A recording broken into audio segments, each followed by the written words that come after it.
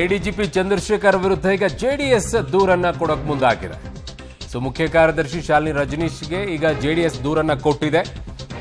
So ದಾಖಲೆ ಸಮೇತ ದೂರನ್ನ ಕೊಟ್ಟಿದ್ದಾರೆ. ಜೆಡಿಎಸ್ನ ನಾಯಕ ಸುರೇಶ್ ಬಾಬು ಅವರ ನಿಯೋಗ ಕುಮಾರಸ್ವಾಮಿಯನ್ನ ಪರೋಕ್ಷವಾಗಿ ಹಂದಿಗೆ ಹೋಲಿಸಿದಂತ ಎಡಿಜಿಪಿ ಚಂದ್ರಶೇಖರ್ ಅವರು ಪತ್ರದಲ್ಲಿ.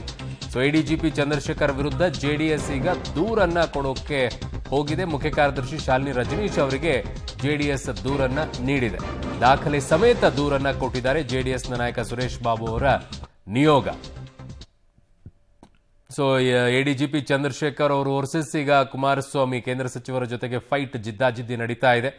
ಒಂದ್ ಕಡೆಗೆ ತನಿಖೆ ನಡೀತಾ ಇದೆ, ಇನ್ನೊಂದು ಕಡೆಗೆ ಮಾತಿಗೆ ಮಾತು ಬರ್ತಾ ಇದೆ, ಇನ್ನೊಂದು ಕಡೆಗೆ ಪತ್ರದ ಮೂಲಕವಾಗಿ ಕೊಟ್ಟಂತ ಹೇಳಿಕೆ ಈಗ ಟೀಕೆಗೆ ಎಡೆ ಮಾಡಿ ಕೊಡ್ತಾ ಇದೆ.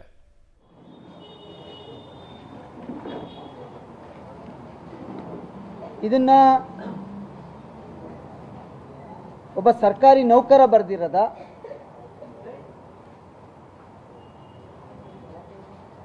ಯಾರು ಕಿಡಿಗೇಡಿಗಳು ಬರ್ದಿರದ,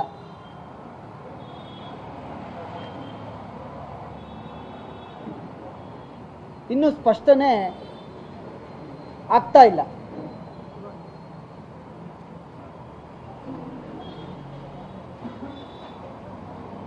ನೌಕರ ಬರೆದಿದ್ರೆ, ಬರಿದೇ ಇದ್ರೆ ಸ್ಪಷ್ಟನೆಯನ್ನ ಕೊಡಬೇಕಿತ್ತು. ಇಷ್ಟರಲ್ಲಿ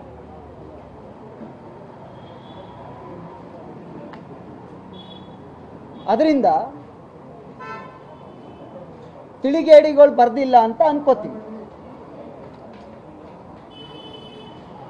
ಸ್ನೇಹಿತರೆ, ಸೊ ಇದು ಸಂಘರ್ಷಕ್ಕೆ ನಾಂದಿಯನ್ನ ಹಾಡಿಕೊಡ್ತಾ ಇರೋದು. ಜೆಡಿಎಸ್ ಹೇಳ್ತಾ ಇರೋದು ಇದು ಅಧಿಕಾರಿ ಅಲ್ಲ, ಅಧಿಕಾರಿಯ ಕಡೆಗೆ ಇದನ್ನ ಬರೆಸಿದ್ದಾರೆ ಯಾರೋ ಒಬ್ಬರು ಅಂತ ಹೇಳಿ ಅವರ ಆರೋಪ ಇದೆ.